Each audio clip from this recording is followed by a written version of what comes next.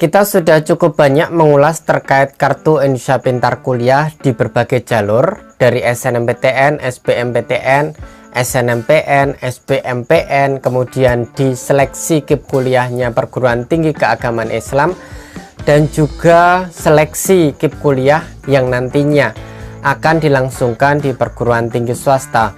Bagi teman-teman yang kiranya ketinggalan informasi atau baru gabung di channel kita, silahkan dicari di video-video yang pernah kita upload, karena banyak informasi-informasi yang tentunya sudah saya sampaikan di video-video tersebut, dan barangkali kalian masih belum tahu jawaban terkait pertanyaan kalian menyangkut program KIP kuliah di berbagai jalur masuk perguruan tinggi.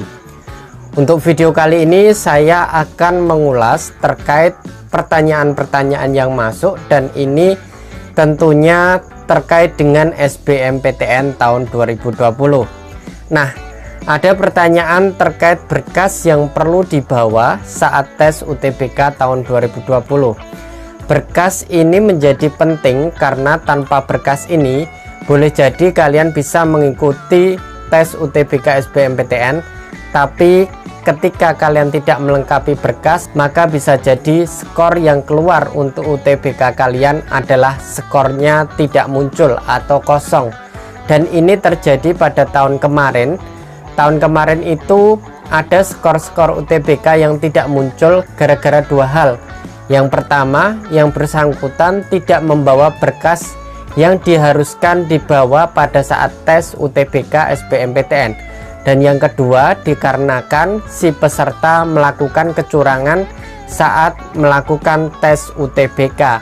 Jadi teman-teman, ketika aturannya tidak boleh membawa HP, kalkulator, dan lain sebagainya, maka jangan berani-berani mencoba menyelundupkan kalkulator ataupun HP ke ruangan tes UTBK SBMPTN. Karena kesalahan kecil, kecurangan kecil, itu biasanya langsung dicatat oleh pengawas ujian yang tentu tidak kenal sama sekali dengan kalian, dan mungkin kalian merasa aman tidak diawasi, tetapi sebenarnya pengawas UTBK SBMPTN itu sangat jeli dan kemudian mencatat setiap kecurangan-kecurangan yang terjadi, dan efeknya nanti keluar di skor UTBK kalian.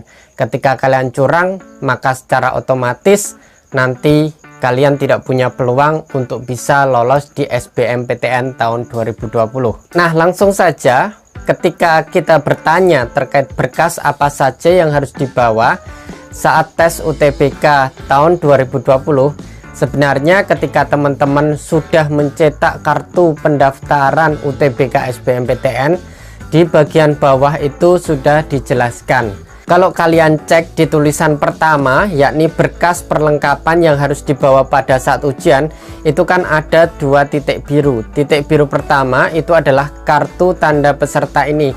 Berarti kartu UTBK SBMPTN wajib kalian cetak. Nyetaknya jangan pakai kertas yang ukurannya kecil, dan jangan pakai kertas buram. Pakai kertas yang berwarna putih yang standar ya teman-teman. Jadi kalian bisa mencetak di A4 atau F4. Kemudian berkas kedua, kan ada bundaran warna biru yang kedua, itu adalah fotokopi ijazah yang telah dilegalisir atau surat keterangan lulus asli yang ditandatangani oleh kepala sekolah, serta berisi nama siswa, NISN siswa, NPSN sekolah, dan pas foto siswa terbaru atau 3 bulan terakhir. Jadi sebenarnya ada dua berkas. Berkas pertama itu kartu tanda peserta, kemudian berkas kedua itu adalah fotokopi ijazah yang dilegalisir bagi alumni.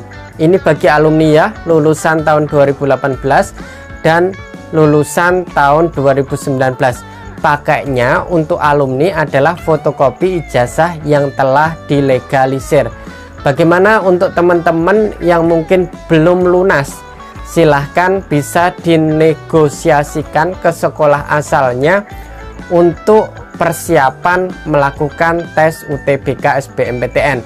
Karena fotokopi ijazah yang dilegalisir ini menjadi bukti penting bahwa kalian para alumni memang benar-benar sudah lulus Dan kemudian bagi teman-teman yang angkatan tahun 2020 ini, nanti ketika pas tesnya nanti itu ijazahnya masih belum keluar, maka kalian boleh pakai surat keterangan lulus yang dikeluarkan oleh sekolah tentunya.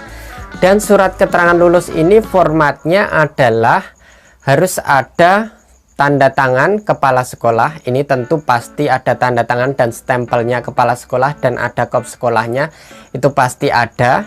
Kemudian berisi nama siswa, nama kamu pasti ada, NISN kamu biasanya pasti ada.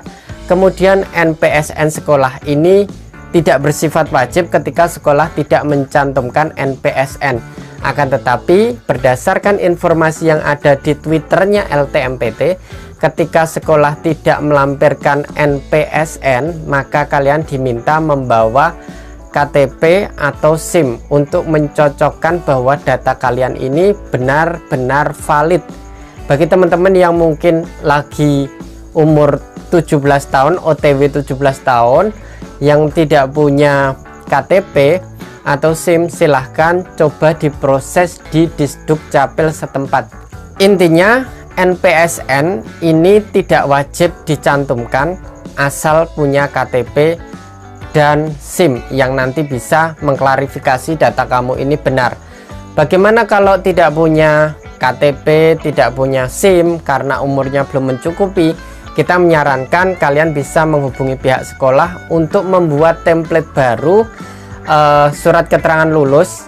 Surat keterangan lulus ini tidak ribet kok teman-teman. Kalau kalian berkomunikasi dengan baik ke sekolah kalian, tentu sekolah akan membantu melayani. Dan dokumen surat keterangan lulus ini bukan dokumen yang kayak ijazah. Kalau ijazah kan belangkonya terbatas, cuman dikasih satu setiap siswa. Tetapi untuk surat keterangan lulus ini biasanya formatnya dibikin sendiri oleh masing-masing sekolah.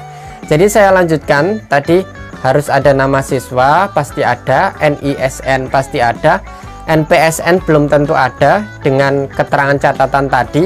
Kemudian harus ada pas foto siswa terbaru 3 bulan terakhir.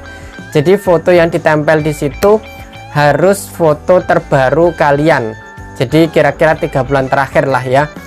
Jadi fotonya di situ tidak ada keterangan harus berwarna atau hitam putih, tapi kalau berwarna ya alhamdulillah, kalau hitam putih ya enggak apa-apa, yang penting jelas menunjukkan bahwa wajah kamu itu sama, wajah kamu yang kamu miliki sekarang dan wajah di foto itu sama, sehingga nanti pengawas tesnya ketika melihat oh sama, jadi enggak bingung-bingung.